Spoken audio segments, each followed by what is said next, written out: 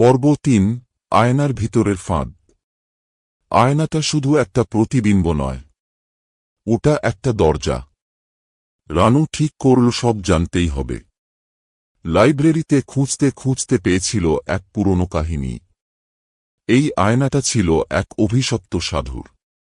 সে আয়নায় আটকে দিয়েছিল নিজের আত্মাকে, কিন্তু তার আত্মা আজও বেঁচে আছে প্রতিবিম্বে। এক রাতে রানু নিজেকে সাহসী করল। আয়নার সামনে দাঁড়িয়ে সে প্রশ্ন করল, তুই কে? তুই কি চাস? আয়নায় সেই ছায়া হঠাৎ মুখ তুলল। না, এখনো মুখ নেই, কিন্তু গলা শোনা গেল, তুই আমার জায়গা নিবি। হঠাৎ আয়নার কাঁচ চির ধরে গেল, আর রানু যেন অনুভব করল সে আর আয়নার বাইরের মানুষ না, সে আটকে গেছে ভিতরে।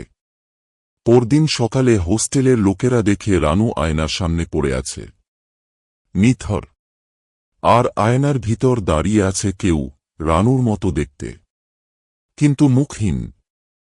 শেষে সব আয়না শুধু প্রতিচ্ছবি দেখায় না, কিছু আয়না মানুষকে গিলে নেয়, আর তার জায়গায় রেখে যায় এক মুখহীন আতঙ্ক।